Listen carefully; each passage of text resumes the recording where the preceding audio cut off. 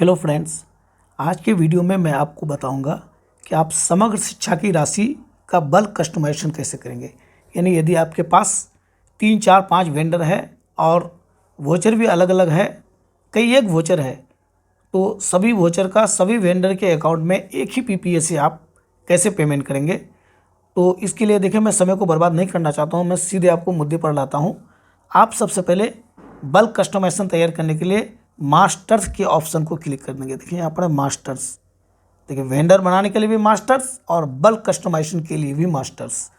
तो मास्टर्स के ऑप्शन को मैं एक बार क्लिक कर देता हूँ। देखिए, मास्टर्स के ऑप्शन को जो ही हमने क्लिक किया तो यहाँ पर हमको कुछ ऑप्शन दिया गया।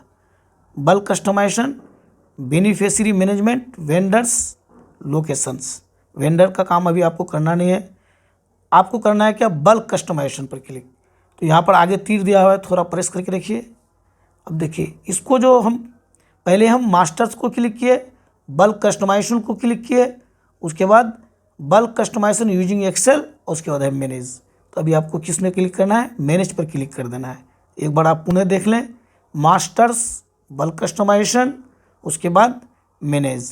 तो चलिए मैनेज को मैं क्लिक कर देता हूँ। क्लिक करने के बाद ये पेज आपके सामने खुलेगा, यहीं पर आपको बल्क कस्टमाइजेशन करना है।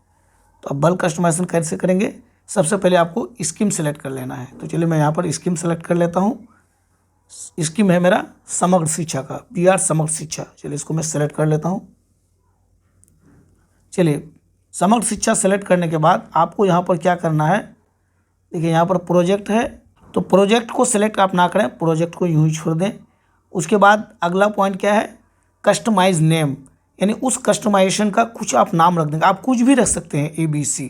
तो मैं भी यहाँ पर कुछ ही एक नाम रख देता हूँ। तो यहाँ पर आप याद रखने के लिए कुछ भी कस्टमाइजेशन नेम रख सकते हैं, यह आपकी मर्जी पर है। उसके बाद यहाँ पर आपको सेलेक्ट करना क्या है, देखिए मैं इसको थोड़ा सा फुल स्क्रीन दिखा रहा हूँ आपको। देखिए यहाँ पर हमने कस्टमाइज नेम लिख दिया। सबसे पहले स्कीम सेलेक्ट किया, उसके बाद कस्टमाइज नेम लिख दिया। ये प्रोजेक्ट नहीं सेलेक्ट करना है, सेलेक्ट नहीं होता है। उसके बाद अगला काम आपको क्या करना है, component wise transaction type. Transaction type में आपको कंपोनेंट वाइज है, बल्क है, डिफ़ॉल्ट कंपोनेंट है। आपको करना क्या है, कंपोनेंट वाइज को क्लिक कर देना है। तो चलिए कंपोनेंट वाइज को मैं क्लिक कर देता हूँ। इसको जो ही क्लिक करेंगे हमारे पास कंपोनेंट का लिस्ट खुल जाएगा। अब देखिए, समग्र शिक्षा के लिए आपको कंपोनेंट सेलेक्ट करना है, तो वो भी आप देख लीजिए कंपोनेंट आप कैसे सेलेक्ट करेंगे। देखिए अभी जो पेज अभी मेरे पास खुला हुआ है, इस तरह से आप कंपोनेंट सेलेक्ट नहीं कर सकते हैं, बहुत आपको समय लग जाएगा खोजते खोजते। तो मैं आपको आसान तरीका बताता हूं कि आप कंपोनेंट कैसे खोजेंगे। तो देखिए, डिफ़ॉल्ट कंपोनेंट जो ही हमने यहाँ पर टिक किया तो वो सारा चीज़ 2 भाग में सिमट गया, समग्र शिक्षा फ्रेश और समग्र शिक्षा स्पिल ओवर। उसके बाद पुनः आप एक बार इसको कंपोनेंट वाइज में टिक कर देंगे, तो ये 2 ही भाग आपका खुला हुआ रहेगा। अब आपको चले आना है किसमें, समग्र शिक्षा फ्रेश में। तो इसके प्लस को हम क्लिक कर देंगे। इस प्लस को क्लिक करने के बाद आपको जाना है किसमें, क्वालिटी इंटरवेंशन में। यहाँ पर है क्वालिटी इंटरवेंशन, इसके प्लस को क्लिक कर दीजिए। फिर नया कंपोनेंट उसके नीचे खुल जाएगा। अब आपको जाना है किसमें, कंपोजिट स्कूल ग्रांट। देखिए यहाँ पर है कंपोजिट स्कूल ग्रांट, तो इसके प्लस को हम क्लिक कर देंगे। चलिए इसके प्लस को क्लिक कर दिए। अब इसमें और भी कुछ ऑप्शन खुला। देखिए, annual grant up to highest class 8 और annual grant up to highest class 10 और 12, यानी हाई स्कूल है या हायर सेकेंडरी है तो नीचे वाला ऑप्शन होगा, और प्राइमरी या मिडिल स्कूल है तो ऊपर वाला ऑप्शन होगा। तो चलिए, चूँकि मेरा ऊपर वाला है तो मैं ऊपर वाले के प्लस को क्लिक कर देता हूँ, यानी annual grant up to highest class 8, इसके प्लस को मैं क्लिक कर देता हूँ। इसमें फिर नया चीज़ खुलेगा। देखिए नया में क्या खोला, school grant enrol 30 and to 100, यानी यदि आपके पास 30 से 100 बच्चा है तो संभवतः आपके पास 25,000 रुपया आया होगा, और 100 से 250 के बीच में यदि छात्र है तो 250,000 आया होगा, और यदि आपके पास 75,000 आया है तो इसका मतलब कि आपके पास 250 एबव स्टूडेंट है। तो मेरे पास जो है 100 से 250 है, तो मैं इस घर को टिक कर देता हूँ। यहाँ पर देखिए 100 से 250, इसको मैं टिक कर देता हूँ। अब देखिए उसके बाद मेरा देखिए कंपोनेंट मेरा सेलेक्ट हो गया। अब एक चीज़ यहाँ पर क्या, डिफ़ॉल्ट अमाउंट, इसको आप नहीं भरेंगे बल्क कस्टमाइजेशन करते समय। अब सीधे आप ई पेमेंट यूजिंग प्रिंट एडवाइस, इसको क्लिक कर देंगे और यदि भूले से यदि आप इसको छोड़ देंगे तो फिर आपका ये सेव ही नहीं होगा, तो आप समझ जाएंगे कि आपका कुछ छूट रहा है।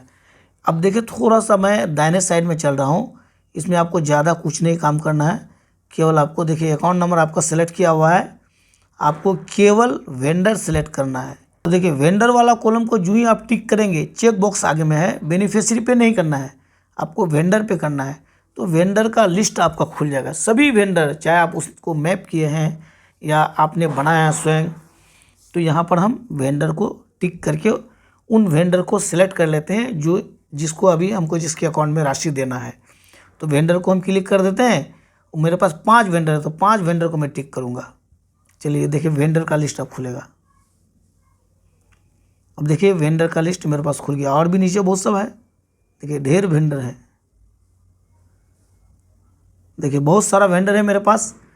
तो अब मैं उन वेंडर को खोज रहा हूँ जिस वेंडर को हमें राशि देना है।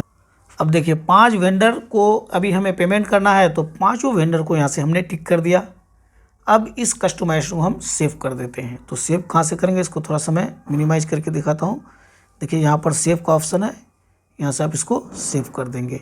चलिए मैं इसको सेव कर देता हूँ। एक छोटा सा मैसेज ऊपर में दिखाया जाएगा बल्क कस्टमाइजेशन सक्सेसफुली का, देखिए रिकॉर्ड सेव सक्सेसफुली, ये मैसेज दिखा दिया, इसका मतलब आपका बल्क कस्टमाइजेशन तैयार हो गया। अब आप क्या करेंगे, सीधे एक्सपेंडिचर बनाएंगे।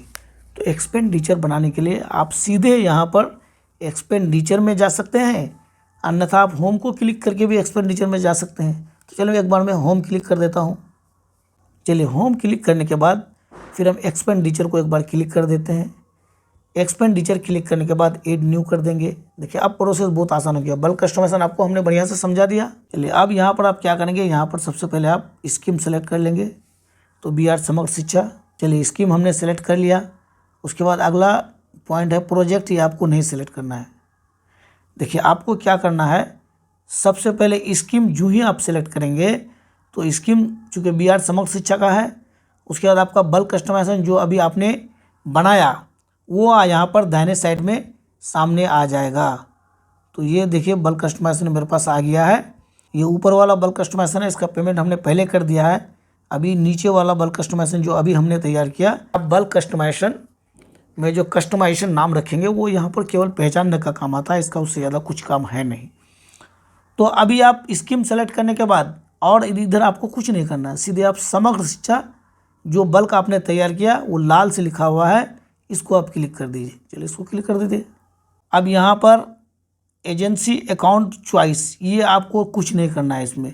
ई पेमेंट यूजिंग प्रिंट एडवाइस जो हमने बल्क कस्टमाइजेशन तैयार करते हुए यहाँ पर टिक किया था वो यहाँ पर टिक किया हुआ है। प्रोजेक्ट भी छायांकित है, ये भी आपको कुछ नहीं करना है। लेटर ऑफिस ऑर्डर नंबर ये आपको डालना है। लेटर ऑफिस ऑर्डर नंबर के बगैर आपका ये एक्सपेंडिचर नहीं बनेगा।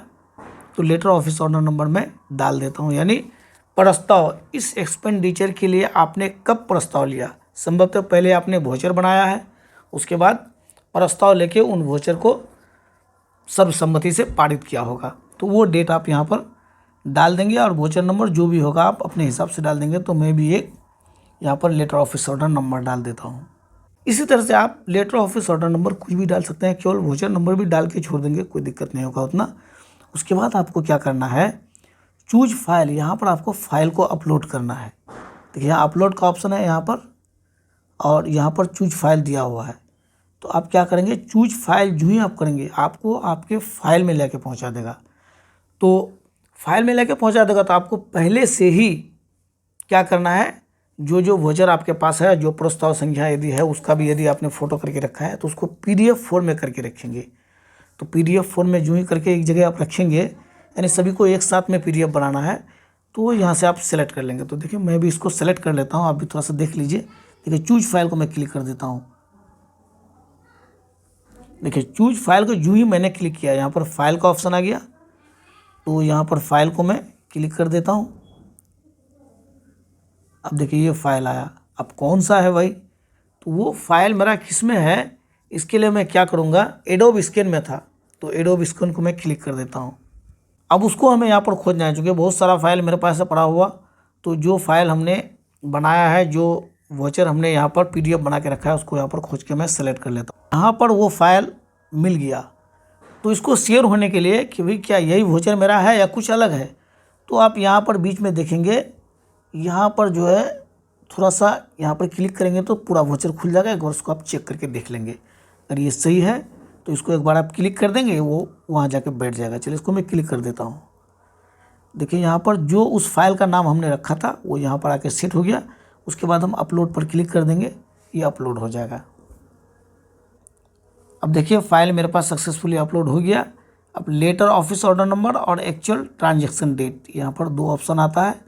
आपको किसमें कौन सा डेट देंगे ये मैं अभी आपको बता रहा हूँ। देखिए लेटर ऑफिस ऑर्डर नंबर यानी कि जिस तिथि को आपने प्रस्ताव लिया है, या अगर आपने प्रस्ताव नहीं लिया है तो आप वोचर का ही डेट यहाँ पर डाल सकते हैं। तो चलिए चूँकि मैंने प्रस्ताव लिया है तो प्रस्ताव वाला डेट यहाँ पर डाल देता हूँ। और एक्चुअल ट्रांजैक्शन डेट में आपको आज ही का डेट डालना है। तो चलिए पहले मैं ये लेटर ऑफिस ऑर्डर डेट इसको डाल देता हूँ। तो ये मेरा 11 तारीख को है, तो 11 को मैं यहाँ पर टिक कर देता हूँ, या आप यहाँ पर लिख भी सकते हैं। उसके बाद एक्चुअल ट्रांजैक्शन डेट में आज का डेट है तो वो मैं यहाँ पर सेलेक्ट कर लेता हूँ, या आप लिख भी सकते हैं। उसके बाद एक्सपेंडिचर अमाउंट, कितने अमाउंट का आपको एक्सपेंडिचर अभी बनाने जा रहे हैं, यानी जी वेंडर को जो आपको पेमेंट करना है वो टोटल कितना है, टोटल आप यहाँ पर ज़रूर लिख दें। नहीं भी लिखेंगे तो एक्सपेंडिचर बनेगा, लेकिन लास्ट में आपको लिखना ही पड़ेगा। तो चलिए इसको मैं लिख देता हूँ। तो यहाँ पर मुझे 14,980 रुपये का वोचर अभी तो यहाँ पर मुझे 14,980 रुपये अलग अलग 5 वेंडर को पेमेंट करना है। तो मैं यहाँ पर उसको लिख दूँगा। चलिए यहाँ पर लिख देते हैं 14,980, यहाँ पर हमने लिख दिया। अब नरेशन में आप लिख दीजिए कि आप ये पेमेंट किसके लिए कर रहे हैं, संक्षेप में आप लिख सकते हैं। चलिए नरेशन में हमने जिस जिस चीज़ पर इसको खर्च किया है उसका ब्यौरा हमने डाल दिया, आप भी इसको संक्षेप में डाल सकते हैं।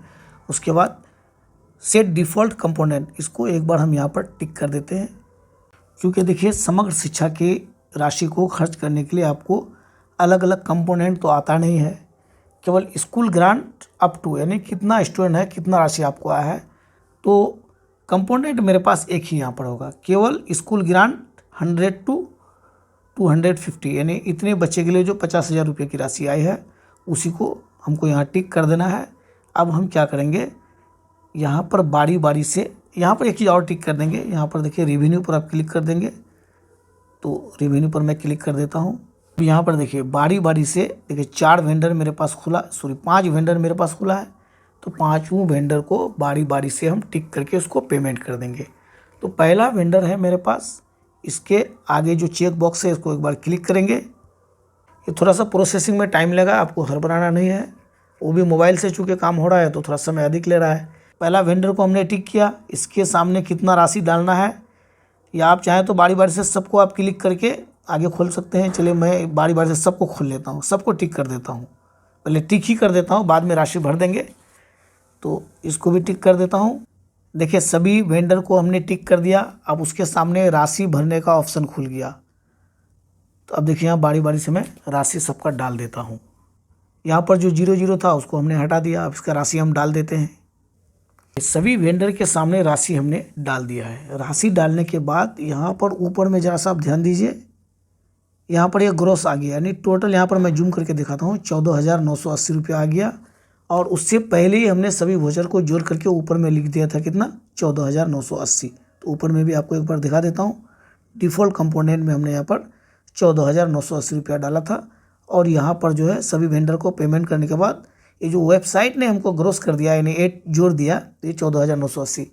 इसका मतलब कि यहाँ पर राशि डालने में हमने कोई गलती नहीं की है। अब ये मेरा क्लियर है। अब हम क्या करेंगे, इसको सीधे सबमिट कर देते हैं।